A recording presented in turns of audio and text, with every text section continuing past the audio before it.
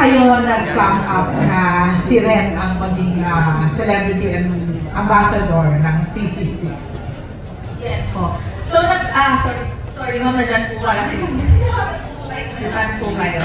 So, actually po, marami kami pinagpipilian, honestly, for transparency. And then, nakapap namin na, of course, si Miss Renz, very maganda, sexy. At the same time, nung nakausap namin siya na she likes din yung charity na ginagawa namin. So, gusto niya rin tumulong sa mga talagang tao na narapatulungan. So, yun po yung nagustuhan namin sa kanya. Ambassador po, ano po yung mga kailangan niyang gawin? Okay. Ayun po, required po siya ng events. Pumupunta po ng charity events. So, pupunta kami ng probinsya. Dadali namin si Miss Ren, mamibigay kami ng mga foods, mga merchandise. So, nag-feeding program talaga kami. Last January 16, we went to Bataan. So, medical mission kami, yung mga matanong. Siyempre, more on social media na ngayon and the gadgets. So maraming may sira sa mata yung mga kabataan natin doon. So nag-provide kami ng medicines sa mga classes po for the eye check-up. At the same time, nagbigay po kami ng mga bicycles. So talagang doon namin nare-reward doon sa kinakailangan na malalayo yung lugar. So parang magamit po nila yung mga bicycle. And the same time, mga merchandise. At saka si Jollibee po, yun po yung mga food na binibigay namin. Thank you po. Yan, si Ren. Yan, Ren. Ano naging reaction mo nung nalaman mo na ikaw yung tinatawag nila to be the ambassador? Actually, nung tinawagan ko ako na Tita Aster, like, ano ba lang, siguro mga week ago.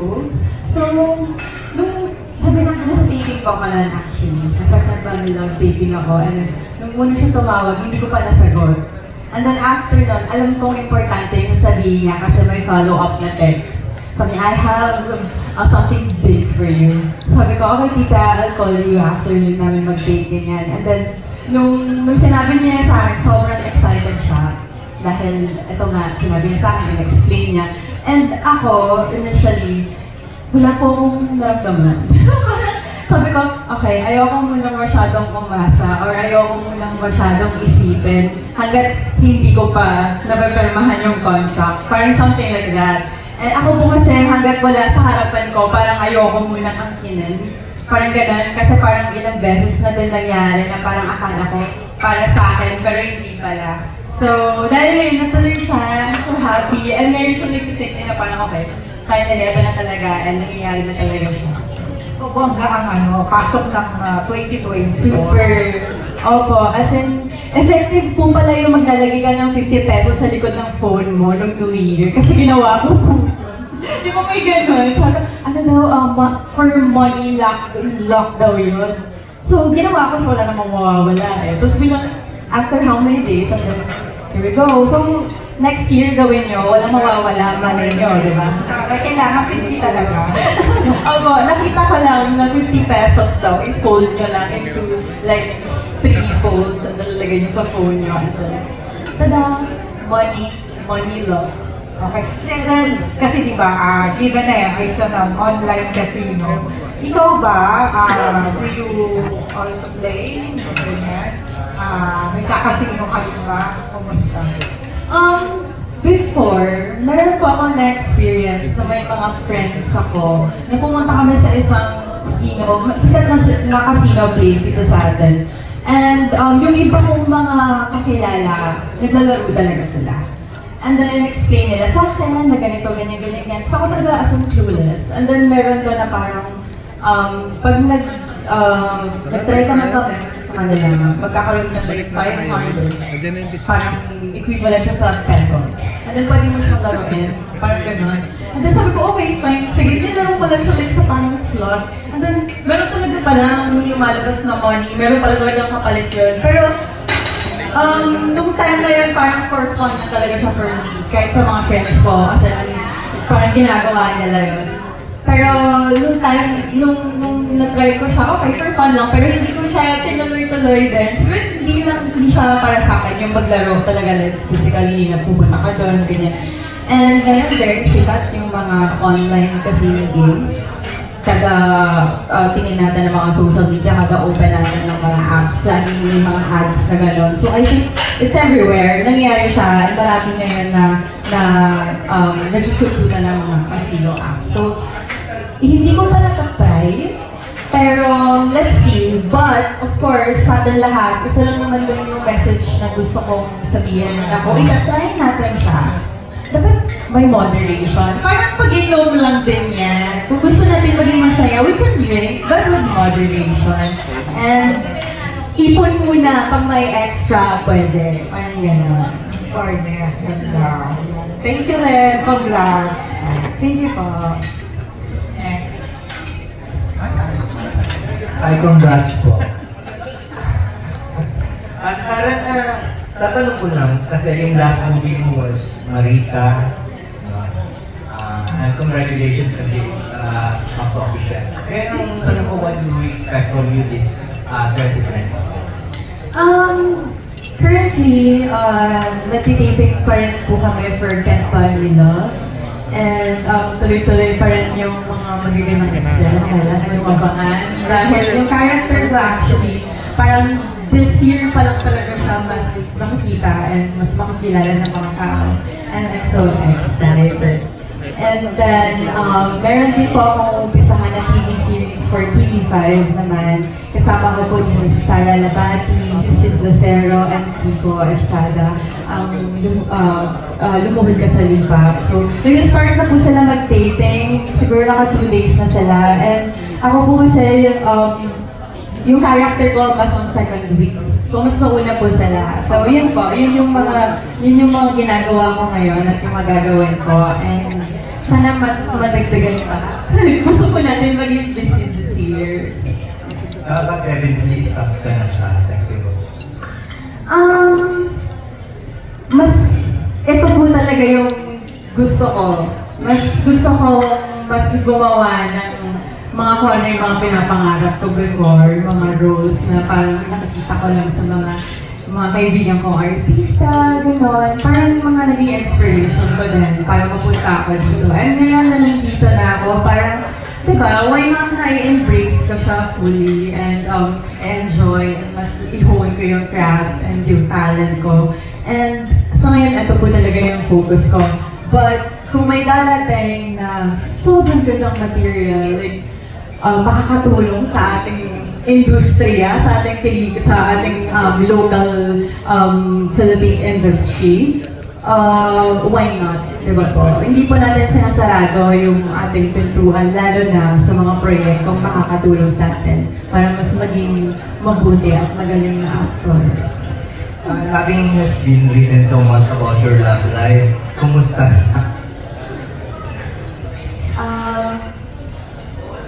Masaya naman. Ako po, natutunan ko kasi for how many years. Nagkaroon na rin ako before ng showbiz boyfriend na for sure, naririnig nyo na din naman po yung about doon. And narinig nyo na din po kung gano'n kagulo. So, nandun po ako sa part na kung meron man, or kung wala, or kung magkakaroon, gusto kong tahimik na lang.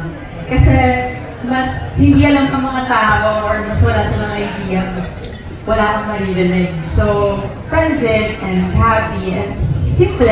Ganun po, parang normal. Parang mas masaya kapag uwi ka ng bahay, mapifeel mo na normal yung life. Yung ganun po. Given the chance, kung halimbawa, pamipiliin ka, gusto mo maging swerte sa pag-ibig o swerte sa sugal? Ang pag-ibig po kasi sugal din yan. Minsan, di ba, madalas, konti lang yun na nanalo sa atin. Pero sugal tayo ng sugal. Sumpo. Pag-ibig at sugal, dahil pareho lang naman yan. Yeah. Thank you. Okay, Ma'am, tatanong ko, ano yung mga qualities ni Ren aside from sinabing sexy o ano, na sa palagay mo ay consistent sa pinakang vision ng CC6? Super down to earth po siya. And at the same time, parang po kami ng vision ng company, ng CC6. Yung gusto niya rin yung talagang kami yung namimigay. So, I think nasabi kanina na parang first in the industry kami, na talagang kami yung namimigay ng tulong through us.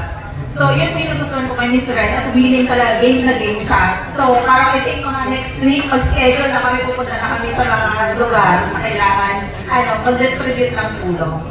Okay, thank you po and congratulations and congratulations po.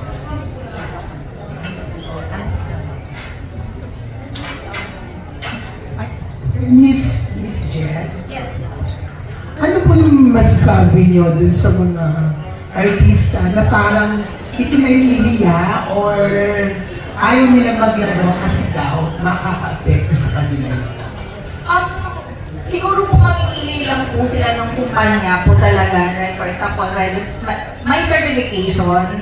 And then like for example, yung safe po sa lahat. So especially online dates po tayo. So ang CC6 po ay parang certified po kami ng GLI or Gaming Commission. Even internationally po, Malta Association, Gaming Association. So we are registered. Siguro, pipiliin lang po talaga or mag-research po sila about the company.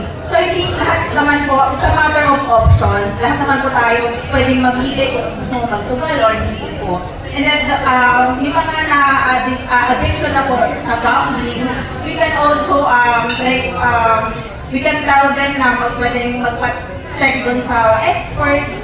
Kung nababao naman po sa utang, they can do the financial advisors naman po. Okay, thank you, Ada. Ay po, congratulations Ren for your new endorsement. Tanong ko lang kay Miss Jel, tanong ko lang po, curious lang po kami bakit C6 yung pangalan ng online casino niyo?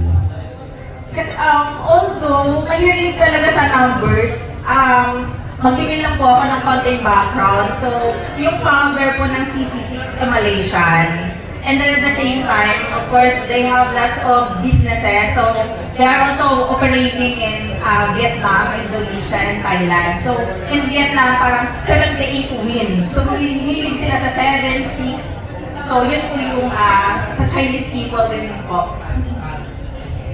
Ay Ren, tanong ko lang, nung nalaman mong magiging online casino ka, what do you think yung magiging part mo, being an endorser ng C6 Online?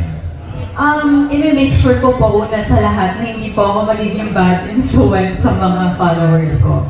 And hindi ibig sabihin na online casino po ito, puro bad na lang, masama na lang yung makukuha ng mga tao or wala silang makukuha maganda. Kaya ko rin po ito pinili at tinanggap kasi hindi lang po siya basta online casino. May charity works, may mga taong matutulungan, and mahilig po kasi akong manood ng mga docu before, lalo na nung pandemic. And meron ako mga napapanood ng mga docu na sobrang dami pala talaga hindi na-reach. Lalo yung mga sa probinsya na mga remote area na walang signal, na kailangan nila ng tulong. And sinabi nga sa akin ni Miss Jem, na sila talaga yung target nitong CC6, yung mas hindi nakakabot. And isa yun sa mga dahilan kung bakit, okay, I think ito yung purpose nito. Hindi lang siya basta po-promote mo na maglaro or magsugal, mag-spend ng money yung mga tao, but spend wisely. Ito yun. Kasi magiging wise ka, maglalaro ka in moderation, but at the same time, may matutulungan ka. So, para sa akin yun yung pinaka-importante sa akin, yung meron siyang good cause. Hindi lang siya basta online casino. So, yeah. Ikaw ba sa pagiging busy mo bilang artista, nakakapagkaroon ka rin, ikaw ba yung taong mahilig din maglaro online, parang gano'n, or parang game online, ganyan? Honestly, wala po akong game sa phone ko. Pero, gusto ko i-try. Gusto ko makita kung ano nangyayari. Gusto ko makita kung bakit may mga tao talagang naglalaro nun. Kasi sa set namin, nagtataka rin ako kung bakit everyday, pag nagtitaping kami, may mga makeup artist, may mga kuya sa art department, yung mga ganun, mga staff, na every time na makikita na sila, naglalaro sila yung nakikita ko. So, bakit sila naubo? So, gusto kong malaman yun. Gusto kong makita yung, kumbaga, POV ko naman kung anong meron doon.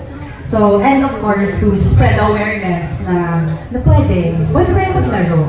But gusto talinuhan lang natin. Kasi pwede po yun. Last one to both of you po. Kayo po ba ay naniniwala sa luck? Or yung tao yung gumagawa ng sarili ng luck sa buhay? Ako po muna. So, actually, sinasabi yun lagi ng husband ko na I think parang lagi daw akong may luck.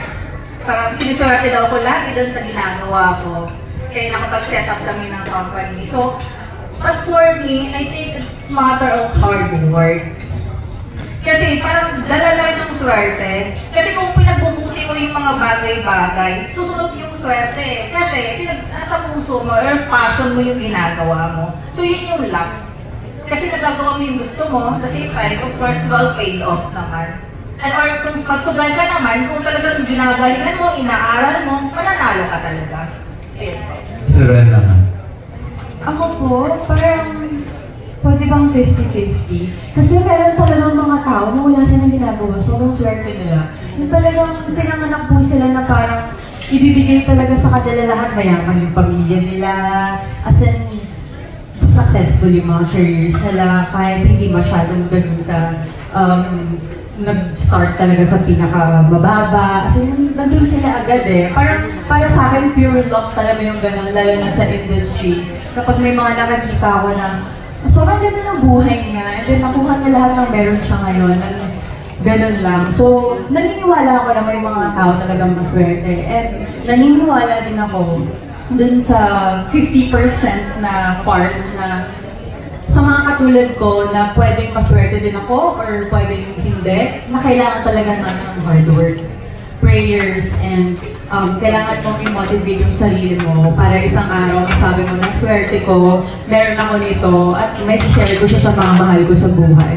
So hard work talaga, and of course, prayers, diba? And ang pagiging mabuting tao, naniniwala po ako doon na may maibabalik talaga sa'yo once na mabuti kang tao. Meron at meron talaga, good karma. Okay. Sana mahawa kami ng swerte niyo mamaya sa couple. Joke. Congratulations everyone. Manifesting. Hi, may question rin na pag-usapan yung sugal. Sa career mo, ano sa tingin mo yung pinakamalaking na isugal? Alam na alam niyo po yan. Para sa akin, nung nag-start po ako, sobrang haba talaga ng pinagdaanan ko na parang wala nang nangyayari. And then parang binigyan ako ng parang binigyan po ako ng pamato na kailangan pag tinos ko yung coil na yun or kapag tumaya ako dito, it's either I'll make it or I'll break it, parang ganun. So, meron binigay sa akin na opportunity na sumugal. And I guess so far, parang tama yung pagtaya ko doon. Dahil hindi lang basta utak ko yung ginamit ko. Kumbaga parang, syempre pinailan ko yung puso ko, yung kung ano talaga yung nararamdaman ko, at kung ano talaga yung gusto kong gawin. So, yung pagsugal na yon ay part talaga ng pangarap ko na kailangan ito yung mangyari sa akin or ito yung magawa ko. So kung hindi ka susugal, paano? Diba? Parang lahat tayo ganun, kung hindi ka mag-take ng risk, paano ka mapupunta doon sa gusto mong puntahan? So kailangan talaga matulog tayong sumagal. At kung matalo man tayo, it's okay, at least nag-try ka. Pero mas masakit yung tipo ng wala kang sinugal, tapos walang nangyari, di ba? Hindi mo man lang tinry. Mas okay na mapagod at mag-fail sa buhay ng alam mong tinry mo and binigay mo yung best mo. So, for me, okay lang.